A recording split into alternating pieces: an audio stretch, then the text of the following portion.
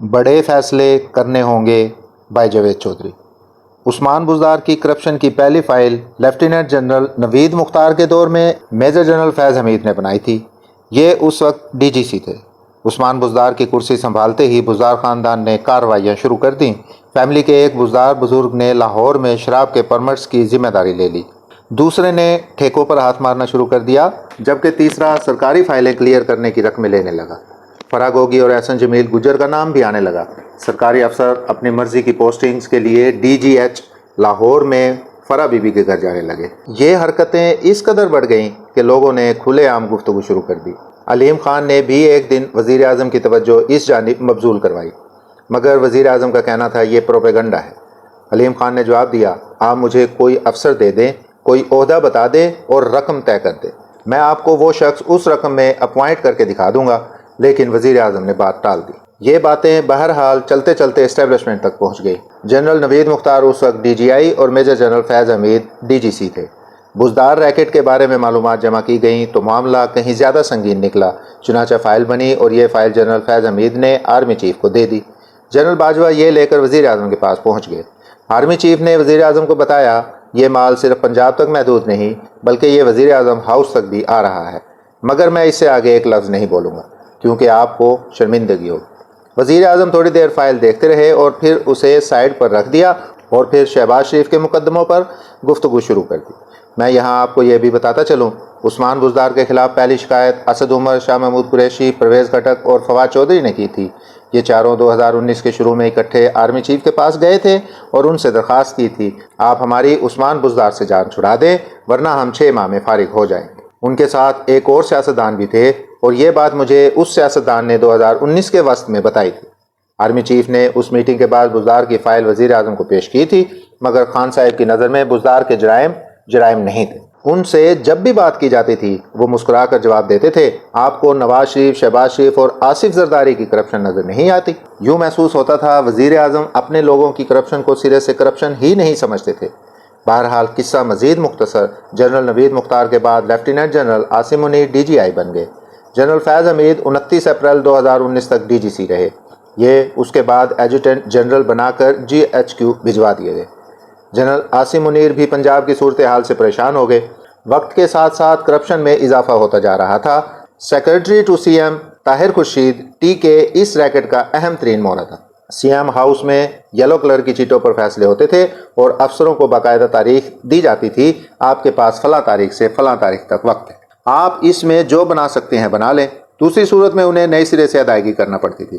یہ صورتحال جون 2019 تک ناقابل برداشت ہو گئی، چنانچہ D G I general Asim Munir نے وزیر اعظم کو مطلع کرنے کا فیصلہ کیا۔ جنرل باجوہ مڈل ایسٹ کے دورے پر جا رہے تھے، ان کا مشورہ تھا میں واپس آ جاتا ہوں تو ہم دونوں اکٹھے وزیر اعظم کے پاس جائیں گے اور انہیں صورتحال کی سنگینی کے بارے میں مطلع کریں گے۔ لیکن ڈی جی سی کا کہنا تھا وزیر اعظم کو بر وقت مطلع کرنا میری ذمہ داری ہے، میں اگر خاموش رہوں گا تو یہ میرے حلف کی خلاف ورزی ہوگی۔ بہرحال قصہ مزید مختصر، جنرل عاصم منیر نے وزیر اعظم کو ٹھوس ثبوتوں کے ساتھ فائل دے دی۔ وزیر اعظم ناراض ہو گئے اور انہوں نے آرمی چیف کو فون کر کے جنرل عاصم منیر کو ہٹانے کا حکم دے دیا، جس کے بعد وزیر اعظم اور آرمی چیف کے درمیان 15 جون 2019 ہفتے کے دن 5 گھنٹے طویل ملاقات ہوئی۔ آرمی چیف نے وزیر اعظم کو سمجھایا افسروں کو ڈی جی آئی جیسی پوزیشن سے اس طرح نہیں ہٹایا جاتا، یہ زیادتی بھی ہے اور حماقت بھی۔ دوسرا، جنرل عاصم نے آپ کو اطلاع دے کر اپنا فرض ادا کیا، یہ ان کا کام ہے، مگر وزیر اعظم ٹس سے مس نہ ہوئے۔ آرمی چیف نے آخر میں وزیر اعظم کو مشورہ دیا آپ جنرل عاصم کو بلائیں، ان کے ساتھ بیٹھیں، انہیں چائے پلائیں اور انہیں عزت کے ساتھ رخصت کر دیں۔ لیکن وزیر اعظم اس کے لیے بھی راضی نہ ہوئے اور یوں 16 جون 2019 کو اتوار کے دن جنرل عاصم منیر کا تبادلہ کر دیا۔ آرمی چیف نے وزیر اعظم کو نئے ڈی جی کے لیے 3 نام بھجوا دیے۔ اس فہرست میں جنرل فیض حمید کا نام شامل نہیں تھا۔ وزیر اعظم نے فہرست ملنے کے بعد آرمی چیف کو بلایا اور صاف کہہ دیا آپ مجھے جنرل فیض حمید دے دیں، میں ان کے بغیر کام نہیں چلا سکوں گا۔ یوں 3 سینئر جنرلز کی فہرست واپس لے کر 16 جون 2019 کو جنرل فیض حمید کو ڈی جی آئی بنایا گیا اور اس کے بعد جو کچھ ہوا وہ تماشا پوری دنیا نے دیکھا۔ پنجاب میں اس زمانے میں 5 لوگوں کی حکمرانی تھی۔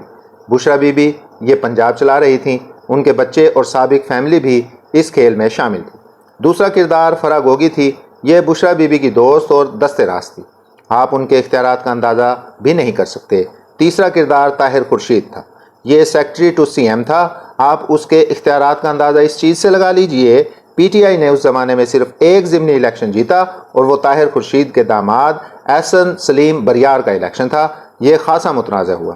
طاہر خورشید نے اپنی صاحبزادی کی شادی پر 1 ارب 25 کروڑ روپے کی سلامیاں اور گاڑیاں وصول کی، اور بقول چودھری پرویز الہی، میں نے زندگی میں اتنی مہنگی شادی اور اتنی سلامیاں نہیں دیکھی۔ طاہر خورشید کے سمدھی بریار خاندان نے ایک ٹیلی ویژن چینل بھی شروع کر لیا ہے۔ طاہر خورشید اس وقت لندن میں ہے اور یہ بھی اعظم خان کی طرح وعدہ معاف گواہ بننے کے لیے تیار ہے۔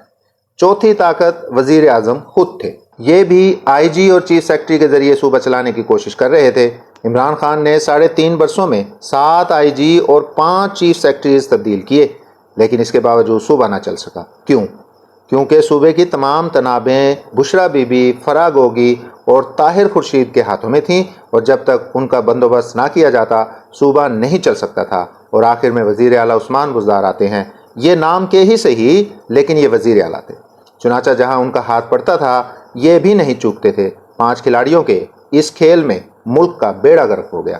یہ ملک اگر آج مہنگائی، بے روزگاری، سیاسی افراتفری، لاقانونیت، آئینی بے بسی اور عدم استحکام کا شکار ہے تو ہمیں یہ ماننا ہوگا اس کی وجہ 3.5 سال کا وہ مس ایڈونچر تھا۔ اسٹیبلشمنٹ نے جلد بازی میں نواز شریف کو ہٹا کر عمران خان کو مسند اقتدار پر بٹھا دیا، اور اس کے بعد اس فالٹی پروجیکٹ کی کامیابی کے لیے اداروں کی ساکھ کو داؤ پر لگا دیا گیا۔ چنانچہ آج ملک اس غلطی کی فصل کاٹ رہا ہے، اور یہ فصل روز بروز بڑھ رہی ہے۔ آپ تازہ ترین صورتحال دیکھ لیں۔ صدر نے اتوار کی صبح آرمی ایکٹ اور آفیشل سیکرٹ ایکٹ کے بارے میں ٹویٹ کر دی، جس کے بعد نیا بحران پیدا ہو گیا۔ صدر ملک کا اعلیٰ ترین عہدہ ہوتا ہے، اور اس عہدے سے اس قسم کی ٹویٹ کا مطلب کیا ہو سکتا ہے؟ اس کا صرف ایک ہی مطلب ہے، صدر بھی جلتی ہوئی آگ پر پیٹرول چھڑکنے والوں میں شامل ہے۔ سپریم کورٹ آف پاکستان بھی دوبارہ ایکٹیو ہو رہی ہے۔ چنانچہ پھر 1-2 ماہ میں ملک کہاں کھڑا ہوگا؟ میرا ذاتی خیال ہے ہم اگر اس بحران سے نکلنا چاہتے ہیں تو پھر ہمیں کچھ بنیادی فیصلے کرنا ہوں۔ ان فیصلوں میں پہلا فیصلہ ایکسٹینشن پر پابندی ہونی چاہیے۔ ملک میں کسی بھی عہدیدار کی مدت ملازمت میں اضافہ نہ کیا جائے، خواہ ایٹمی جنگ ہی کیوں نہ چھڑ جائے۔ آپ یقین کریں ملک کے 90% بحرانوں کی جڑ ایکسٹینشن۔ دوسرا فیصلہ مسلح افواج کے سربراہوں کا تعین سینیارٹی کی بنیاد پر سپریم کورٹ کے ماڈل پر ہونا چاہیے۔ وزیر اعظم کے پاس یہ اختیار نہیں ہونا چاہیے۔ میرا چیف اور تیرا چیف نے ملک کو برباد کر کے رکھ دیا ہے۔ تیسرا فیصلہ، آپ نے آئین میں جتنی ترامیم کرنی ہے ایک ہی بار کر لیں، اور اس کے بعد آئین میں کوئی تبدیلی ہوگی اور نہ کوئی چھیڑ چھاڑ، اور چپراسی سے لے کر صدر تک پورا ملک اس پر عمل کرے گا۔ اور چوتھا فیصلہ، عدلیہ میں ڈائریکٹ انڈکشن ختم کر دی جائے، فوج کی طرح عدلیہ میں بھی بھرتیاں ہوں اور جج فلٹر ہو کر سپریم کورٹ تک پہنچے۔ اب ہر سیاسی جماعت اپنی مرضی کے وکلا کو جج بنا دیتی ہے، اور وہ آ کر ملک کی مزید مت مار دیتے ہیں۔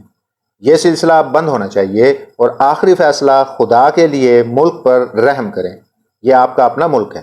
ایسا سلوک تو کرائے کی سائیکل سے بھی نہیں ہوتا جو ہم اس ملک سے کر رہے ہیں۔ چنانچہ کھلے دل سے غلطیاں مانیں اور بڑے فیصلے کریں۔ یہ ملک اس صورتحال میں نہیں چل سکے گا۔